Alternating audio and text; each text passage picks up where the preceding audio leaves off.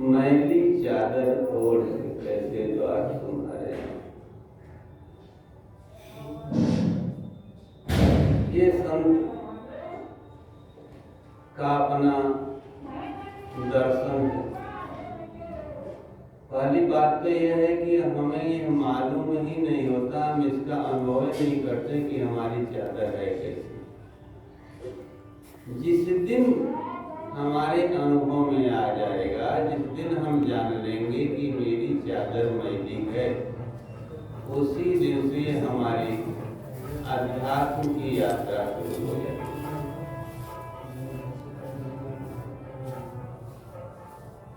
किसी भी कपड़े पर छींटे पड़ जाएं, दाग पड़ जाएं, तो हमको उसे साफ करते हैं। और इस चादर को अगर हमें मालूम हो गया कि ये मैली है, तो निश्चित है कि हम उसको साफ करना चाहिए। तो यह अनुभव हमारे हो तब तो हम इस पर विचार ही नहीं करते, बस सीधे दूसरे को देखते हैं कि दूसरा किस तरह से आगे बढ़ गया, मैं भी चला जाऊं। लेकिन दूसरा कौन था और कैसा था, उसकी चादर कैसी थी, यह हमारे विचार में नहीं आता। और अगर उनको कहें तो कुछ लोग कहते हैं अरे हो जाएगा ना, और तरह तरह की बातें। मैं प्रथम पाली में भी कहा था कि श्रद्धा और विश्वास, अगर हमारे अंदर श्रद्धा और विश्वास हो जाए तो निश्चित है कि यह चादर स्वच्छ भी होगी, निर्मल। एक भक्त थे गुरु शरणानंद जी, दोनों आंख के अंधे थे। वृंदावन में बांके बिहारी मंदिर में दर्शन करने जा रहे थे। लोगों ने पूछा कि आप कहाँ को जा रहे हो, इस भीड़ में धक्का खा रहे हो, आपको जाने की क्या जरूरत है जब आपके पास आंख ही नहीं है।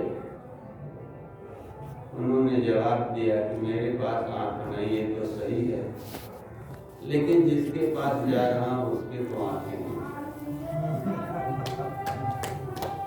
मैं नहीं उसे देख सकता, वो तो मुझे देखेगा। तो इतना विश्वास हो तो काहे को मेरी चादर रह जाएगी।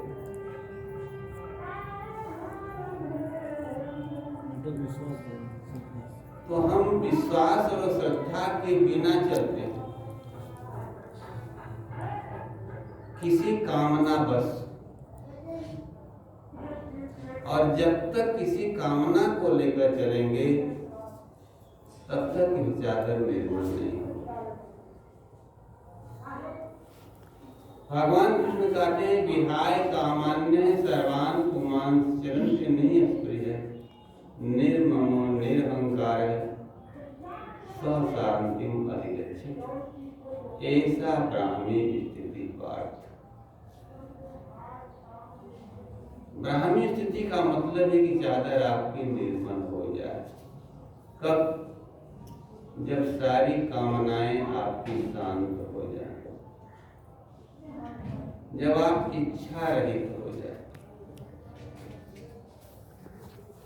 हनुमान जी को इंगित करते तुलसीदास जी ने कहा कि अस अभिमान जाहि जन मोरे, मैं सेवक रघुपति पति। एक अभिमान में रखना चाहता हूं और कोई नहीं। मैं सेवक, पहली बात, सेवक के पास कोई अभिमान तो है ही नहीं। अगर अभिमान है तो सेवा नहीं है, सेवा करेगा ही नहीं। तो कह रहे मैं एक अभिमान यही लेकर रहना चाहता हूं कि मैं राम का सेवक, और किसी अभिमान की जरूरत नहीं। तो जब तक हम, भक्ति का मतलब है कि आपके अंदर सेवा भाव पैदा हो जाए, सबसे उत्तम सेवा कौन करता है? संत करता है। छोटे से छोटे, बड़ा से बड़ा, हर प्रकार की सेवा संत करता है। और निरभिमान होकर, आपके यहाँ कोई समारोह होगा, नाना प्रकार की भोज्य वस्तुएं और सजावट आप रखेंगे, सेवा के लिए नहीं, अपने अभिमान को पुष्ट करने के लिए।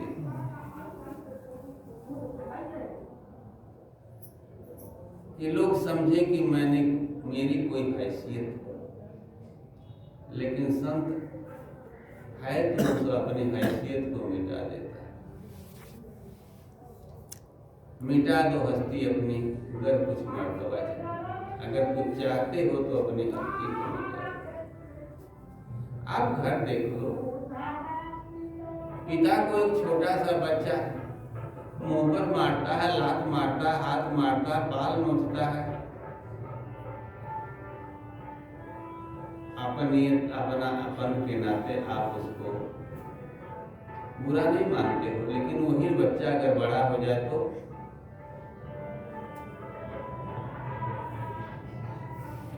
उस छोटे से बच्चे के सामने आप छोटे बन जाते हो। इसलिए उसको जो भी करता है आप स्वीकार करो। और वह बच्चा आपसे प्रेम करता है, आपके पास खेलता है। परमात्मा भी आपको ऐसा ही चाहता है कि आप बन जाओ, उसके बच्चों के सामने आप सेवक बन के रुकिए। बिना सेवा भाव के उस स्थान पर नहीं पहुंच सकते। कोटि उपाय कर, कितना भी ध्यान लगावें, कितना भी कुछ करें, लेकिन जब तक अहंकार है, मैं कुछ हूं, तब तक कुछ होने वाला नहीं।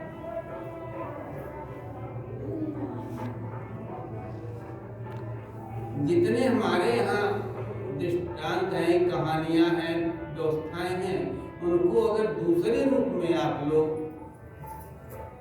राजा हरिश्चंद्र जी का, 3 पात्र हैं, एक राजा, एक रानी और एक पुत्र। उसके बाद गुरु।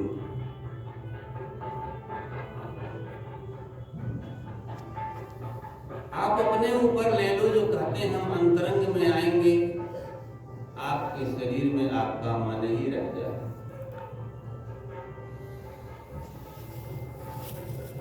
आपकी बुद्धि ही रानी है, और उससे जो चाहते हो वो आपका होता है।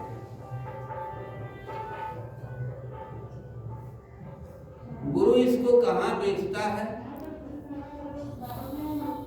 बुद्धि को एक विप्र के यहाँ बेच देता है।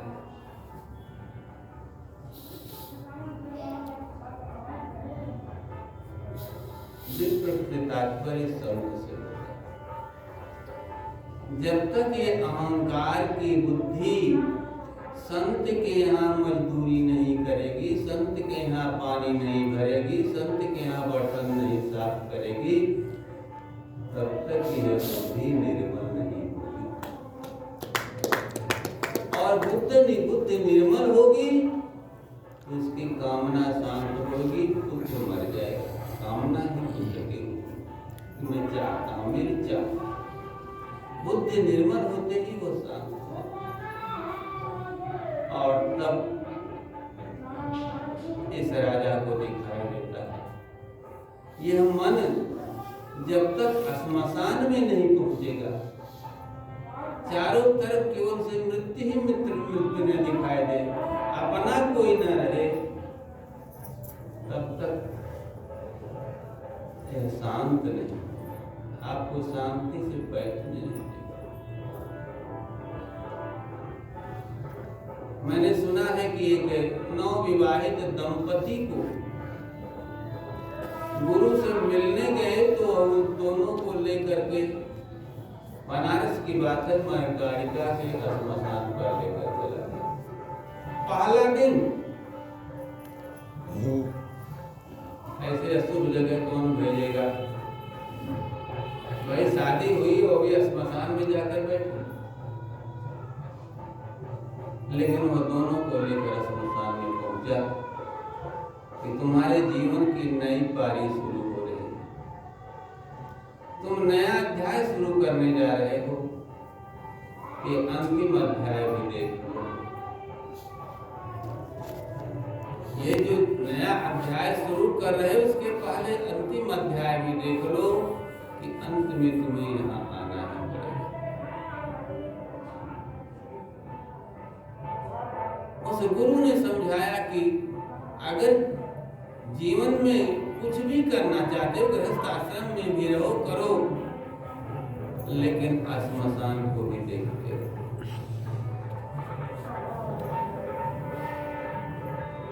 कि हमें एक दिन जाना है, तो तुम दुनिया में नहीं फंसोगे, तुम्हारी चादर जो है मैली नहीं होगी, सब कुछ इसी दुनिया में रहते हुए भी जीव की जीवन निर्मल चादर। जब तक हम सत्य को नहीं समझेंगे, जरूरत यही है कि हम कौन हैं, कहाँ आए हैं, क्या करना चाहिए, क्या कर रहे हैं, इस पर जब तक विचार नहीं करेंगे तब तक यह चादर निर्मल नहीं होगी।